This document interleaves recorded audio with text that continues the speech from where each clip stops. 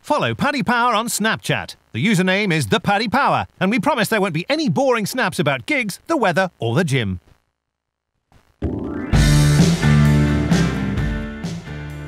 Hello and a very warm welcome to this week's Racing Post Football Postcast. I'm Dave Clark of the Racing Post, joined by colleagues Mark Langdon and Dan Childs here with me in the studio. We've also got Ian Griffin from our friends at Paddy Power on the line.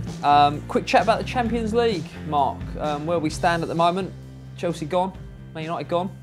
Yeah, the Premier League renaissance didn't last too long, did it? I mean, the only two who got through were Manchester City and Liverpool, and they had the easy ties really against an injury-hit Porto and Basel. Man United were meant to have had an easy draw. Well, it was a relatively easy draw. I mean, they just made a complete mess of it. I mean, why you would, if you're the favourites, why you would turn a 180-minute game into effectively a 20-minute sprint where the away team's goals are worth more than your goals? I mean, that's just crazy. It made no sense to play the way that they did. When he picked Fellaini to play in central midfield, I mean, Fellaini's always the fall guy, but when they picked him in central midfield, you're immediately thinking, well, what's that about? Like, there was there's no reason for him to be there. Messed around with a winning team. Mata, he left some footballers on the bench for some strange reason. Gave Sevilla far too much respect and paid the price. What do you think about Chelsea, Dan? I thought Chelsea played all right actually over the course of the tie. Just didn't really defend well enough, and obviously got punished by, if you're going to leave chances for Messi, he's going to take them. But no, I mean between both boxes, as they say, they looked as good as Barcelona. Played some good football. Just missed the chances, didn't they, when they came along? So it was an encouraging performance, but doesn't help the fact they're out. And Ian, how does the land lie in the outright book now with Paddy Power? Yeah, so we are taking on City. City look very short at 3-1. We are 7-2 Barca, 4-1 Real, 4-1 Bayern, 9 Juve, and 8 Liverpool. And you say you're taking on Man City? Yeah, they look very short in the market. I think Barcelona look very balanced this year. I think the signing of Umtiti was very good. They seem to be happy. They're not as offensive as they used to be. They just happy to pick off teams on the break. Like Messi is so clinical in front of goal. And I think that they're just happy to go away from home and settle for, like you did on Chelsea, just to sit back and defend, and then just going to tear teams apart in the new camp. Bit brave of Paddy Power to take on Man City, Mark, do you think? Yeah, I mean the draw is going to be big, isn't it? Because there's a couple of teams in there that you'd really want to pick. I mean, if you get when does the draw?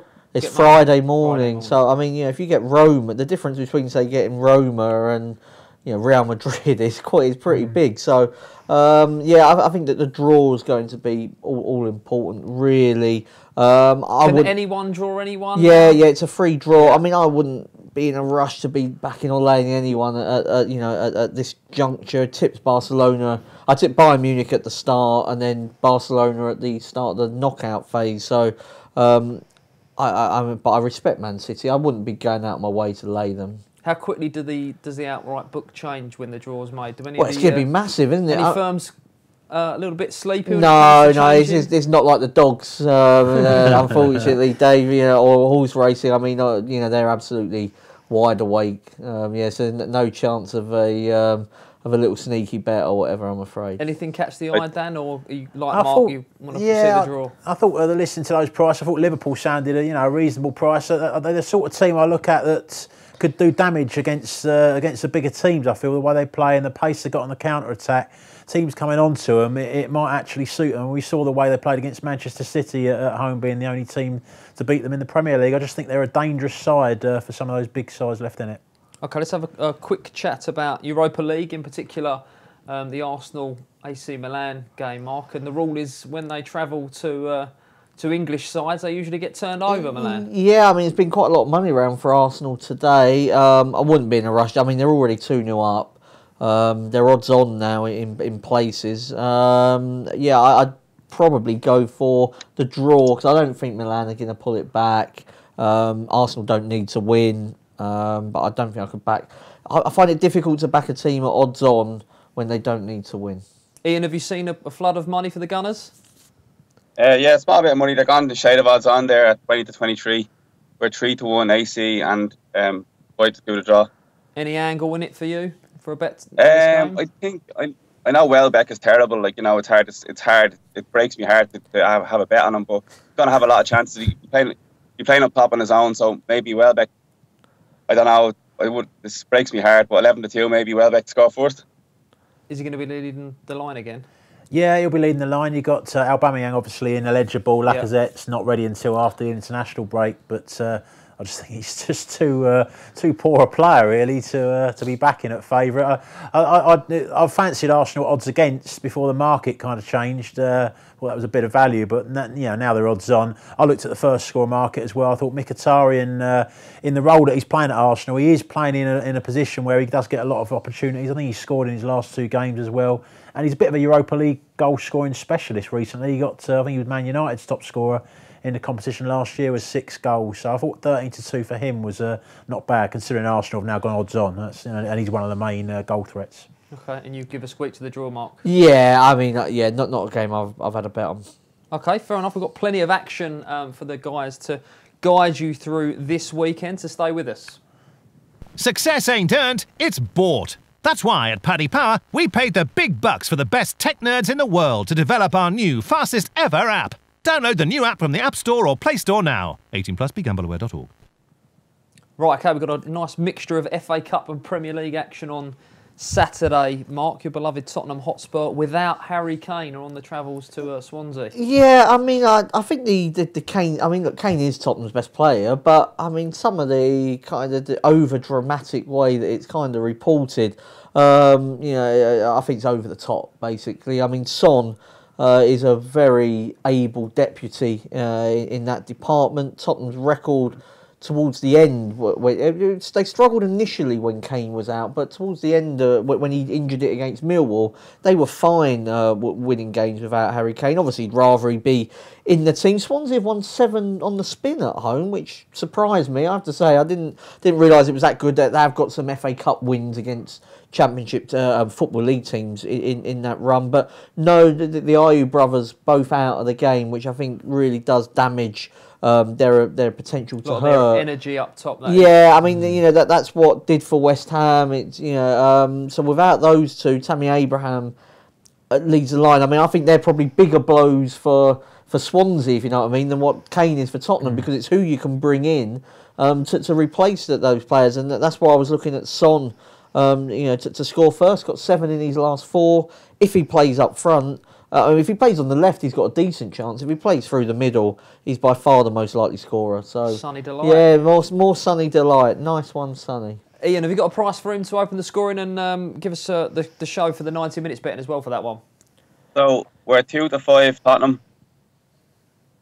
We are 13-2 Swansea and 16-5 the draw. Yeah, I agree with Mark there. Son does always just step up when Kane is out.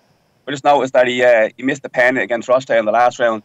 So presumably Eriksen's going to be on pen. So if Eriksen is on pen, he look value there at 5-2 to score any time.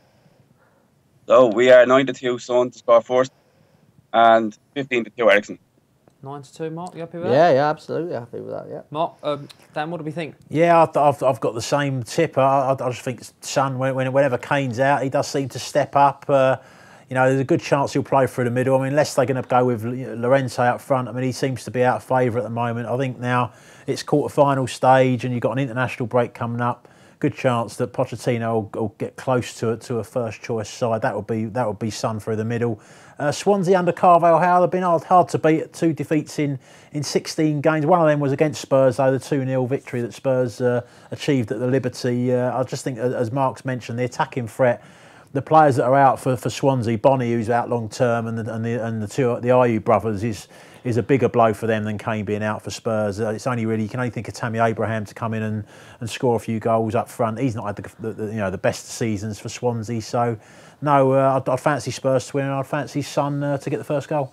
Okay, excellent. Before we move on, Mark, Harry Kane, England chat. There's been plenty of that as well. How long Oh, they're only talking a likely to be out few. for? Yeah, I mean, they're only talking a few weeks. I mean, it was quite ambiguous, the tweet that Tottenham sent out, because they just said he'll return next month. So, they're leaving that open. I mean, the Guardian said about 4 weeks. So, I mean, with the international break coming up, I mean, that's not long really at all. I mean, obviously, there's a big difference between it being the beginning of April and the end of April. If Tottenham win their quarter-final and get through to the semi-final, the draw could be massively important for them without Kane, because with Kane, you fancy them to probably beat anybody at Wembley who's left in the competition. Without him, they'd much rather be playing Southampton or Wigan if they get through, because I think the price differential there would be massive. So I don't think it's a big problem. So we might still see him at the World Cup. Oh, you definitely will. I mean, one newspaper said that he was in danger of missing it. It was a complete guess. Rubbish. Well, he hadn't even had the scan when they wrote that. So I mean, they're just guesses. Excellent. Right, let's Takes move one on to then. know one, Dave. Yeah, indeed. Right, Liverpool against Watford is your 5:30 game in the Premier League. One of 4 games in the Premier League on Saturday. Paddy Power, Ian, do not want any of Liverpool at all. How did it all look? Bottom price 1-7, you guys. Yeah, well, 7's on Liverpool, 14-2 the draw, and 14 is Watford. Liverpool's last game against Newcastle, they're kind of making it look like a formality. Pretty simple win, and Van Dijk is definitely short things up at the back. I can't see anything past Liverpool win. Obviously, 7's on is too short. So Liverpool to win to 0 here at even money for me. Even money seems a big price, Mark, given that there's 7 on. Yeah. I mean, I think it's a difficult game to have a bet on, isn't it? Really, this one because Liverpool are so short. I think they'll win. I think they'll win pretty comfortably. I'm always a bit nervous with Liverpool to win to 0, even though I do take on board exactly what Ian said about Van Dijk making an improvement. I mean, Van Dijk at the other end as well is a big threat from set pieces, so maybe at a big price he might be one to consider, for the first goal. But the one I'm going for is Sadio Mane. He's the biggest price out of the front 3, but he's got 5 in 5. It's shown a bit of life in recent weeks, I feel, and obviously there's a lot of attention on Salah at the moment, and if teams over-factor into trying to nullify that threat on Liverpool's right-hand side, then maybe Mane on the left can take advantage. I expect a comfortable win. I'll go for Mane to score first. Dan, you like to keep a keen eye on Watford? Yeah. I mean, I've got the same tip again here. Sorry, that's right, Sadio Mane.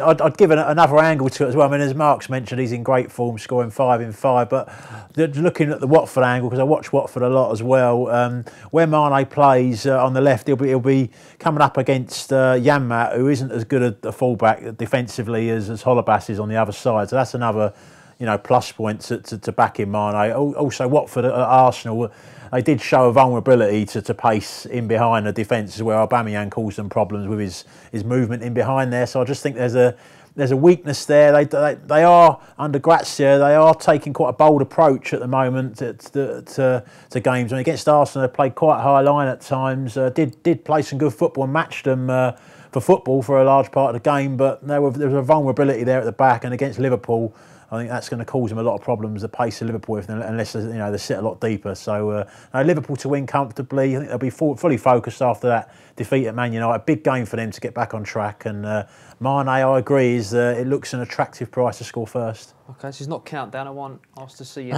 Show you. We'll come to you first though for our next game. Get a show from Ian first. 7:45 on Saturday. Man United.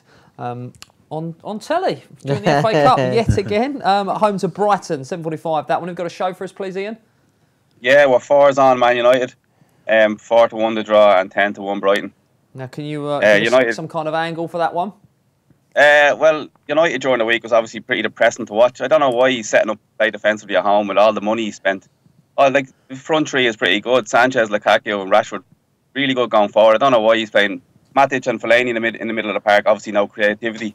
So I don't think there's going to be many goals in this. So I'm going to go for the game to be won by a single goal at 8-5. Right. Okay. Take the floor then, Dan. Yeah, well, I'm going to go for a little bit of a surprise here. I think they might. This game could go all the way to extra time. I just feel United. It's such a devastating defeat to to Seville. I just think the whole mood of the players, the stadium as well. I mean, it seemed very, very quiet, I thought, for large parts of that game against Seville, and I just think it's a good time to play. Now, I don't think they've been playing well for a long time. I watched the game against Palace, who I think Palace had a whole team of players unavailable, 1 to 11 for that game, and really. When Palace went 2-0 up, you could see them going on to win the game. I mean, in the end, they've defended poorly. I think Tompkins sort of stayed in when he should have pushed up and gave Man United a route back into the game that they took. But I wasn't impressed with Man United there. I've not been that impressed. Even the Liverpool game, and then they've got a couple of goals on the break. Liverpool have controlled a lot of the game, so I just feel that at the moment they're not a team that you'd be fancying to back at long odds on against a side like Brighton, who are quite, good defensively at times. Got two good centre backs there in Duncan, Duffy. I mean, they wait 55 minutes it took United recently to score against Huddersfield at home, and Huddersfield are nowhere near as strong defensively as Brighton. Houghton has been playing kind of reserve sides in the FA Cup, and now we're at the quarter-final stage. He has promised to name his strongest side. I mean, they're not on a par with Man United whatsoever, but I just think they can cause them problems, and the draw price 4-1 looks reasonable. They were 7 games undefeated before the loss at Everton last time out. Mark, where are we with Man United? All over the shop. Yeah, well, I mean, they're still second in the Premier League, aren't they? They're still in the FA Cup, but I mean, they're not playing particularly well on expected goals. They're considered worse than all of the other big 6, which hints at maybe issues further down the line for them, and also why Liverpool went off favourites at Old Trafford last week, even though they played into United's hands, conceded early, and it's a long way back from there for any team against a Mourinho side when you give them the advantage. I still thought that United would win this one and win to 0. Brighton away from home against the big teams this season, not good enough really. Lost 1-0 at Manchester United, lost 2-0 at Tottenham, Chelsea and Arsenal. It's just that lack of cutting edge really that they've got. I mean, Houghton can set a team up very well defensively. It's just if United do get one, that might be enough to win this game. So if you're looking for maybe bigger prices, you could split the 1-0, 2-0. But I'll go United to win to 0. No steamroller then. No one fancies. No. Some of the prices would suggest. Right. Okay. Let's rattle through the 3 o'clock kickoffs in the Premier League. I'll start with you, Mark. Stoke v Everton. Yeah, I've got this one down under 2.5 goals. I mean, Stoke have only won 6 matches in the Premier League this season. I mean, they've only won 1 win it's only 1 win in 12 as well for them. I mean, Baines gives Everton a bit more balance. His return on that left-hand side can just help shore up the defence. But they've been poor away from home, so under 2.5 goals. A classic case here where I just don't fancy either side to win the game, so almost by default I'm going to go for the draw. I just think Stoke, I mean, they won the first game, didn't they, under Paul Lambert home to Huddersfield. Haven't won any of the next 6 games, so that kind of revival was short-lived. Everton, as we know, very, very poor away from home, no winning 7 away from home, just don't seem to be able to play on their travels. Allardyce sets them up very defensive away from home, and no, I see a low-scoring game here, and that raises the chances of a draw.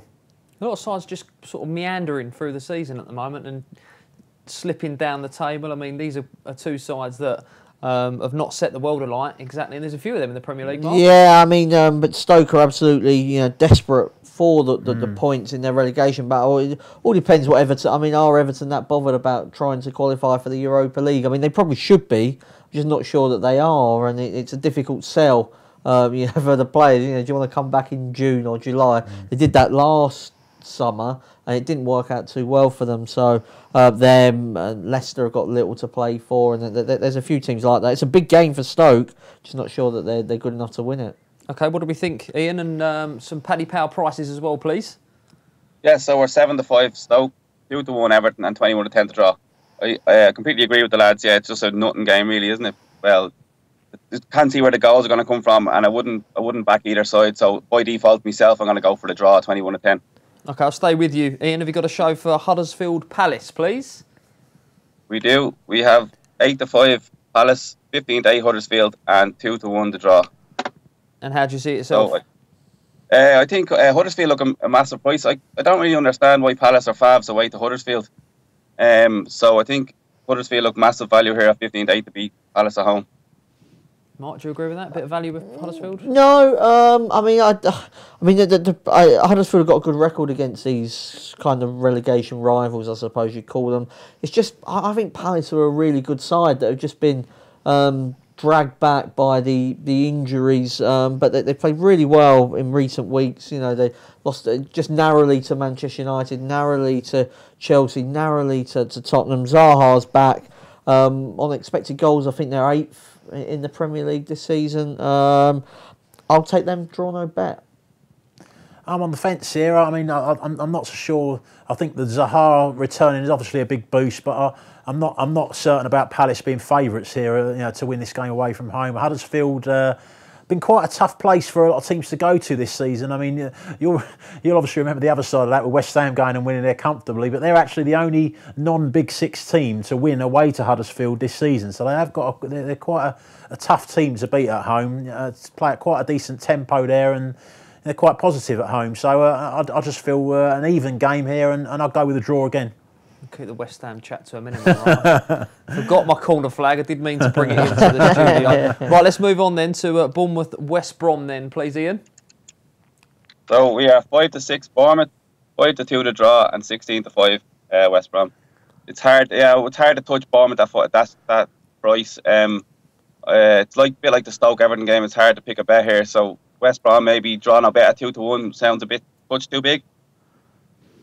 I just think West Brom have given up. I think their players have given up, and if that's the case, if senior players are not having Pardew and the owners don't want to sack Pardew because they can save £1 million or whatever, I think they could just end up drifting towards the end of the season. I thought Bournemouth were okay, actually, a shade of odds on to win this game. I thought they played really well first half against Tottenham. Superior quality of Spurs told second half, but I mean, I just think Bournemouth, the buzz around them and the way that they play, if West Brom are not up for it, they'll get rolled over. Bournemouth.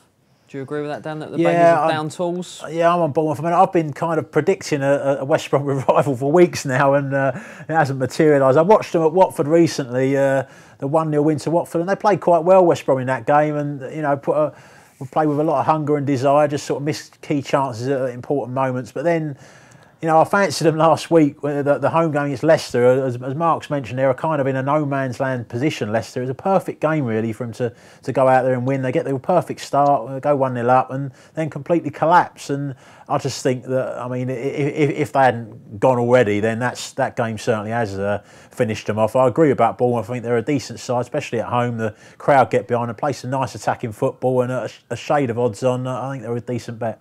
Where do Bournemouth rate on the stats, Mark? They're terribly. Yeah, they're like, I think they might be bottom on the expected goals, or certainly in relegation issues. But I think that they had a really terrible start to the season, both in terms of performances and results, really. But they have started to improve. I think he was maybe a bit too loyal to some players, like sort of Harry Arter, but he's kind of changed it all around there. And I thought Moussa looked a decent threat for them, with Wilson back from injury. They've got Stanislas as a threat as well. Ives back from injury. They've got a lot of attacking threat, and Excellent. Right then, let's get the lads' best bets of the weekend. This will not be beaten.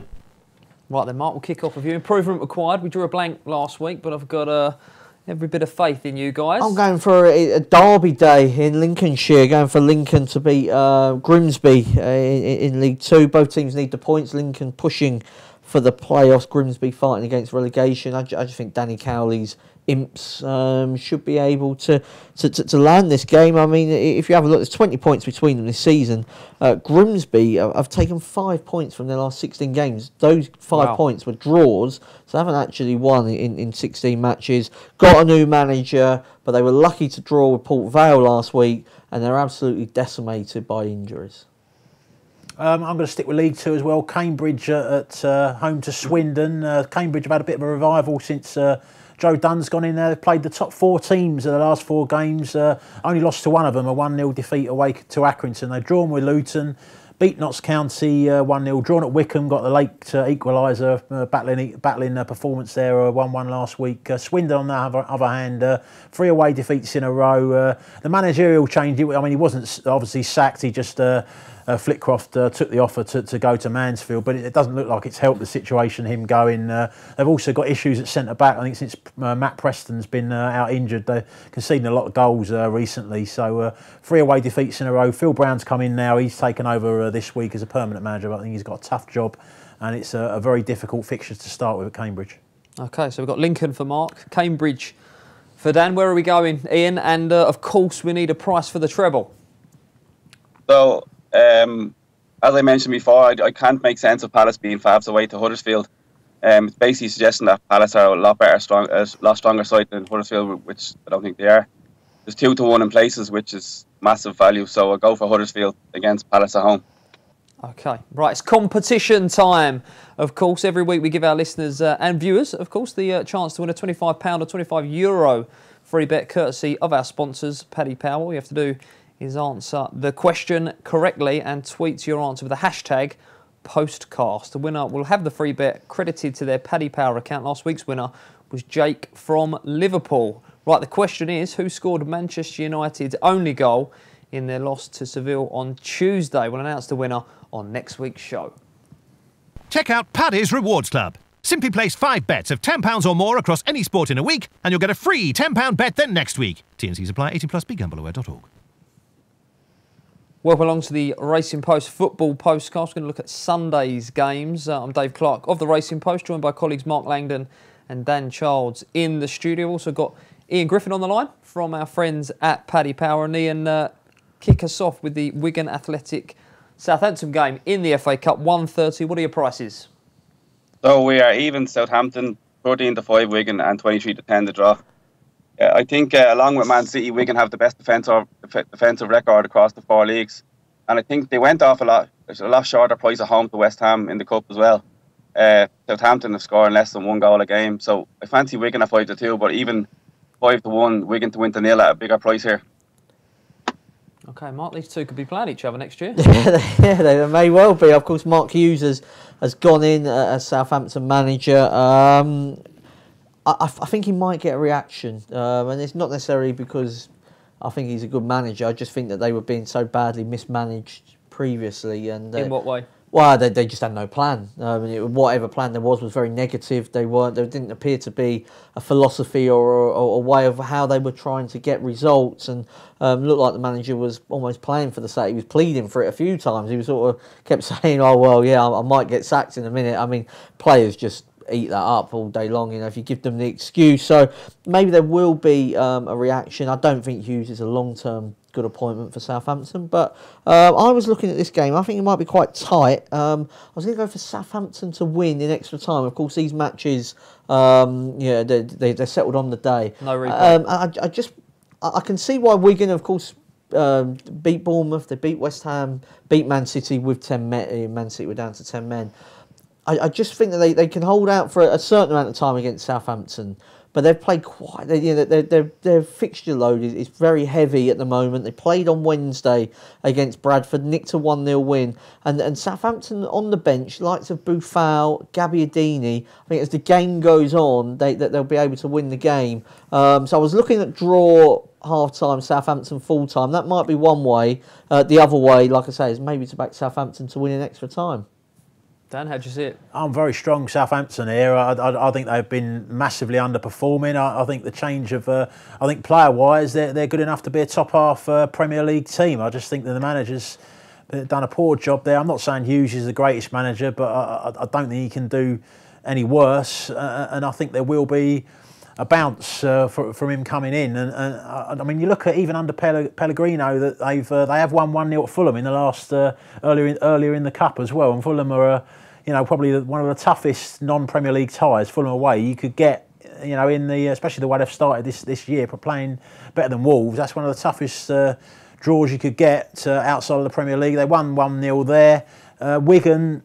In the Bradford game that was mentioned this week, they lost their best player, Nick Powell, were hobbled off injured. So that's another, downside for them. It's a big game for them, obviously. But the matches that have been mentioned, I mean, Man City, if the sending off doesn't happen, I mean, and even so, I mean, Man City with 10 men creates so many chances. The other two games, Bournemouth effectively put their reserves out.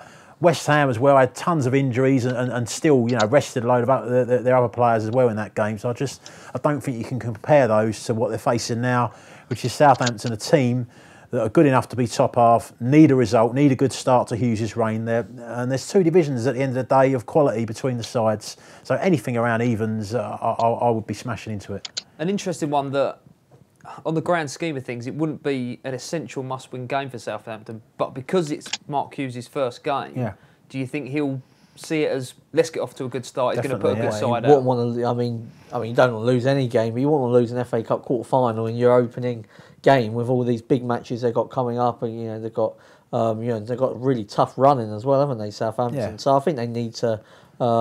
He'll be desperate to get off to a good start. And you get to a semi-final at Wembley, it lifts the whole club as well. It's an important game for him. Okay, sounds like you're going to be getting balls deep in that one, Dan. Right, let's move on then. We've got Leicester at home to Chelsea in the 4:30 kickoff. Ian, give us a show there, please, from Paddy Power, and of course your own view on that one. We're evens Chelsea. We're at 12-5 Leicester and 12-5 to draw.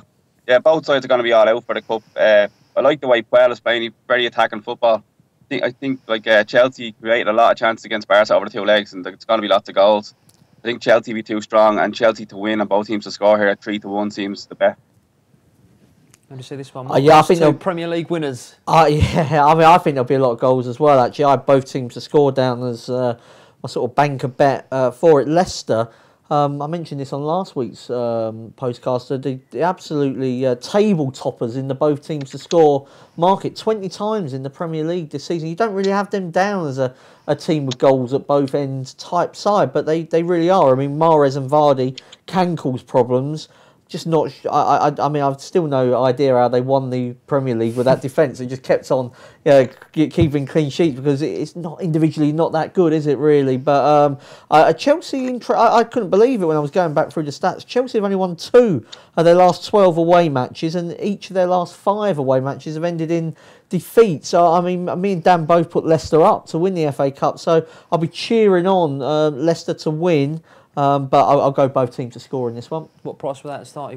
Did you get on? Yeah, they were a fair old price, weren't they? Sort of 25. In that sort of region. Around about that. And you're both on? Yeah. I mean, Dan put them up in the paper. I've had a small bet, only a small play. Okay, Dan, so you'll be cheering the Foxes on then? Yeah, and I think they're a little bit too big here as well. I'd looked at the draw no bet price, 6-4. Draw no bet. I'd rather be on the draw no bet because I just think Chelsea, if it goes into extra time and maybe on the penalties, sometimes if it goes to a shootout, the bigger players, and Chelsea got a lot of them, if it comes to a shootout, might handle the pressure of a shootout more. So that's why I go with Leicester draw no bet. Just take that out of the equation. Caballero's brilliant at penalties. Well, exactly. Yeah. So I would rather take that out of the equation. Go draw no bet. But my reasons, I mean, Mahrez has really, since the move fell through, he's come back fantastic, playing some great football. His link up with Vardy has just causes problems for almost any team really, and I just think Chelsea, they play well, as I mentioned, against Barcelona, but it is a blow to come back from that so quickly, going out of the Champions League and then you're suddenly thrown into another big game 4 days later, a tough game. I just think it's, and I also I think back to not that long ago when Chelsea played at home to Leicester in the league. I think it was just near the start of this year. I watched that game, and Leicester, until the sending off, they dominated that game. So they do seem to match up well against Chelsea. I just looked at the prices. Like I say, the timing of the fixture, Leicester all week to prepare, Chelsea going out of the Champions League, 6-4 draw no bet, just sounds good enough to me. And we might see a change of keeper at the end. Is that what you're thinking? Oh no, I wouldn't be surprised if he just played. Angle, I wouldn't be surprised if he played Caballero from the start. I mean, he played in most of the domestic cup games anyway, and Courtois had a nightmare in Barca. If it goes to penalties, I mean, Vardy and Mahrez are not very good at them either for Leicester. They've missed a lot. They went out on pens to Man City in the League Cup, to a makeshift City side as well that didn't have too many of the big hitters. So that might be an angle if you fancy Chelsea to win it late, maybe on pens, because I mean, Willy Caballero is as good as anybody saving penalties, no doubt. Ian, what price are Chelsea to win on penalties? They're 12-1 to win on pens. Leicester 14s. Okay, lovely stuff. I might have a few quid on that one. Right, thank you, gentlemen. We thank you for your pearls of wisdom this weekend's football. If you do enjoy listening to this podcast, please do ensure that you do rate, review and subscribe on iTunes, and we'll speak to you a little bit later on. Follow Paddy Power on Snapchat. The username is ThePaddyPower, and we promise there won't be any boring snaps about gigs, the weather or the gym.